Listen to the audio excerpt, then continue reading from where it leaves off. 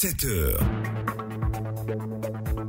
Vous êtes sur la radio numéro 1 sur l'info le sport. À partir de 7h10, la chronique des sports. Et ensuite, 7h20, Fernand Kouakou sera en notre compagnie, toujours pour le sport. Ce sera dans Foot Inter et dans la zone mixte. Il est avec nous pour le journal, le grand format présenté par Régis Kofi. Bonjour. Bonjour Rangeval, bonjour à toutes et à tous. Madame, monsieur, voici les titres. Le PDCI menace d'aller seul aux futures échéances électorales si ses alliés comptent aller en tant que RHDP parti politique. Son secrétaire exécutif, Maurice Kakou Gikawe, a animé une conférence de presse hier dimanche. Les populations de Bouaké auront de l'eau potable en continu dans leur robinet d'ici la fin du mois d'août. Assurance donnée par le ministre de l'Hydraulique. Tchagba Laurent s'est rendu dans le centre du pays la semaine dernière. Est-il recommandé aux élèves de travailler pendant les vacances en vue de préparer la rentrée scolaire ? Nous avons promené notre micro dans les rues de la ville de Bondoukou pour obtenir des réponses à suivre dans le journal des vacances avec notre correspondant là-bas. Et puis au Mali, à moins de 10 jours de l'élection présidentielle, l'opposition dénonce des fraudes. Il y aurait 2 fichiers électoraux différents. La direction générale des élections dément. Vous êtes sur la radio numéro 1 sur l'info et le sport et c'est l'heure du journal. Le PDCI compte aller aux futures élections locales en RHDP en tant que groupement des partis politiques et non en RHDP unifié. Dans le cas contraire, le Parti démocratique de Côte d'Ivoire se réserve le droit d'aller seul à ces échéances électorales. Annonce faite par le secrétaire exécutif du parti, Maurice Kakou Gikawe, lors d'une conférence de presse ce dimanche à la maison du parti à Cocody. Maurice Kakou Gikawe revient sur les forces en présence sur l'échiquier politique ivoirien. Souvent quand on est là, et par ceux de nos amis, on est inconscient. Oui, mais si vous savez, PDCI seul ne peut pas gagner l'élection. Mais si PDCI seul ne peut pas gagner l'élection là, dites-moi un parti qui peut gagner seul l'élection en Côte d'Ivoire. On est au même niveau. Si nous on ne peut pas gagner seul, les autres ne peuvent pas gagner seul aussi. Alors pourquoi c'est nous qui allons faire le complexe de ne pas gagner seul? Les autres aussi doivent faire ce complexe de ne pas gagner seul. 1, 2, 3, mais PDCI fait ça là. Est-ce qu'il peut gagner l'élection seul? Mais dites-moi qui peut aller gagner l'élection seul.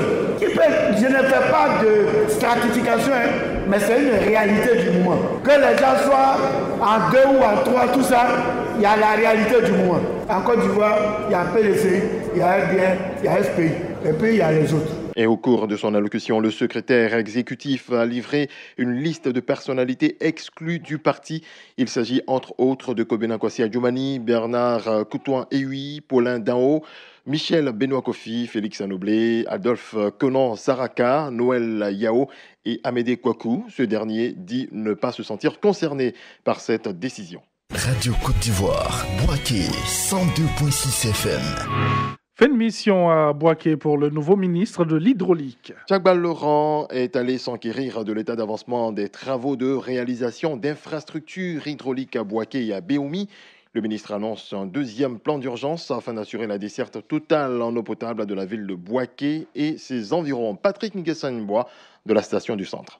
Il y a de cela quelques mois, une crise est survenue à Bouaké dans le cadre de la disponibilité de l'eau potable dans les ménages. Face à cette situation très préoccupante, un plan d'urgence a été élaboré à cet effet. On retient pour l'essentiel que le premier plan d'urgence a donné des résultats satisfaisants après sa mise en exécution. Ainsi, 17 000 m3 d'eau jour sont produits pour pouvoir évoluer vers les besoins de la ville et ses environs, estimés aujourd'hui à 30 000 m3 jour. Et cela nécessite un 2e plan d'urgence pour combler ce déficit, selon le ministre Tchagba Bogui Laurent. Nous avons pris la disposition de faire un 2e plan d'urgence qui va nous permettre de combler le déficit. Et d'ici la fin du mois d'août, le problème de Bouaké devait être réglé.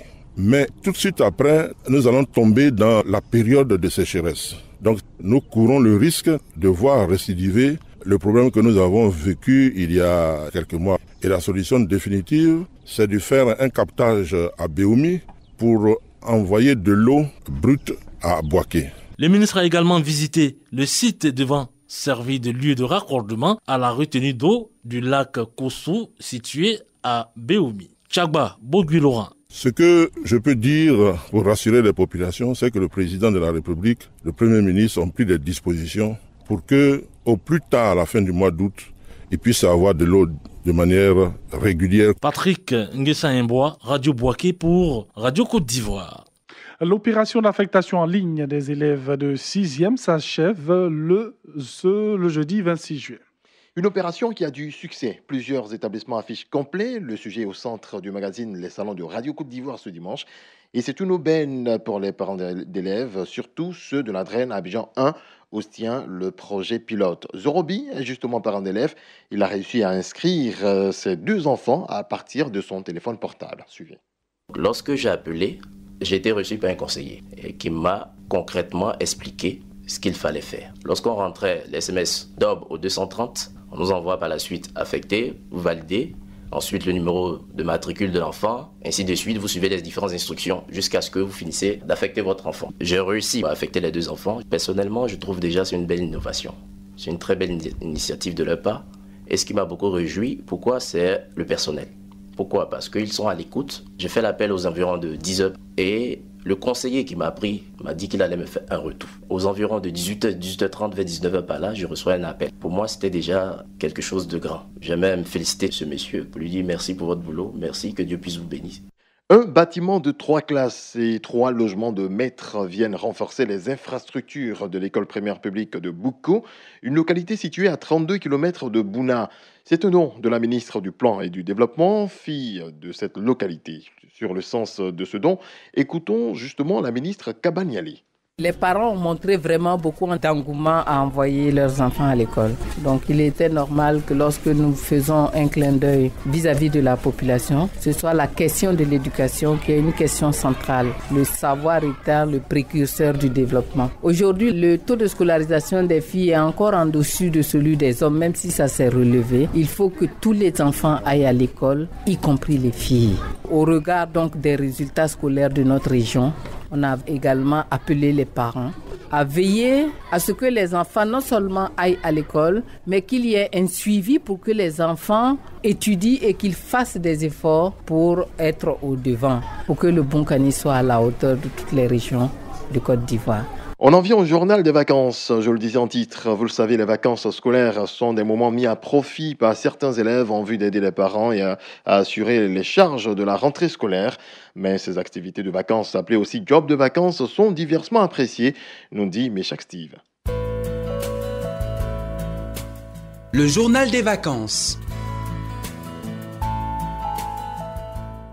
Les vacances scolaires sont souvent des moments de véritable ennui pour les élèves. S'occuper avec des jobs de vacances suivis de rémunération est une alternative pour fuir l'ennui. Nous aussi, nous, avec de auto. C'est très important. Il faut qu'ils entreprennent pour avoir quelque chose pour payer ces fournitures-là, pour aider les parents. Stéphanie Haché, la rentrée, tes parents n'arrivent pas à subvenir à tes besoins. Donc, à l'école, comme ça, payer les fournitures, faire premier pas. Donc, quand tu dois faire les jobs de vacances, tu les aides, tu te rends t'inscrire. C'est difficile. Brahim Diabaté, la période de vacances, vaut mieux de s'accrocher quelque part. Au lieu de toujours attendre la main à quelqu'un, toi-même tu fais quelque chose qui peut te porter de l'argent. C'est vrai que c'est toujours mieux. Même si la personne va te donner un peu, tu complètes, ça peut faire beaucoup de choses. Contrairement aux premiers intervenants, les activités de vacances avec rémunération peuvent engendrer l'abandon des cours. Il y a au Clan Richard. Bon, les jobs de vacances, je ne pense pas que ça soit une bonne idée. Parce que quand tu commences à goûter l'argent, arrivé un moment, tu n'arrives même pas à te concentrer à l'école. Tu continues et tu penses que l'école n'est pas la meilleure voie. Pour ces élèves rencontrés, les activités de vacances leur permettent de s'éloigner de plusieurs vices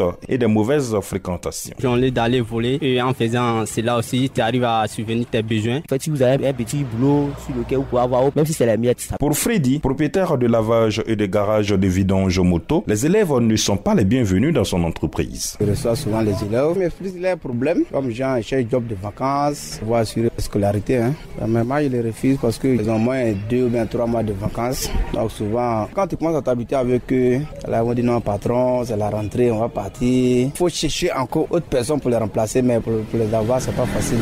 Donc, je préfère travailler ceux qui ne vont pas à l'école. Là, on est toujours là. Cet avis de Freddy n'est pas du tout partagé. Ce qui était d'abord généreux, c'est de prendre ses enfants, parce que c'est une manière aussi de les aider. Parce que la majorité des enfants qui font les jobs de vacances sont des enfants où les parents sont démunis. Ils ont besoin d'un soutien. Et c'est l'enfant qui a besoin de ses études qui fait les jobs de vacances. Faire les jobs de vacances s'avère nécessaire pour certains élèves qui épargnent pour aider les parents à la rentrée scolaire. Nous les jeunes, j'encourage mes frères et sœurs aussi de participer à ces petits commerces-là. Ça peut nous donner un peu d'argent de poche. À part ça aussi, on peut avoir un peu d'argent pour aider nos parents au niveau de nos fournitures et les petits quartiers. Le travail épanouit et permet de subvenir à ses besoins. Mais rester tout au long de ses vacances sans rien faire nous expose à plusieurs vices. Ne dit-on pas que l'oisiveté est la mère de tous les vices? Mais chaque Steve Bondoukou pour Radio Côte d'Ivoire.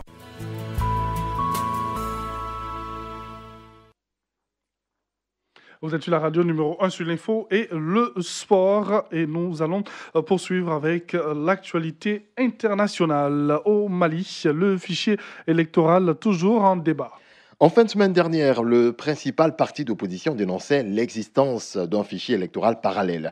Le fichier mis en ligne par la Direction générale des élections n'est pas le même que celui audité par les experts de l'Organisation internationale de la francophonie selon l'URD. Tentative de fraude, explique le parti politique. Erreur technique, expliquent les autorités organisatrices du scrutin. Ce dimanche, l'URD a envoyé plusieurs lettres à la CENI, à Michaël Jean, la secrétaire générale de la francophonie, et au Premier ministre malien.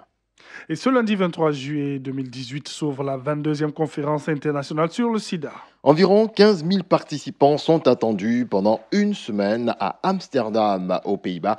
Des scientifiques, des militants, des associations, des responsables politiques. Objectif, présenter les résultats des dernières recherches et faire le point sur la lutte contre l'épidémie.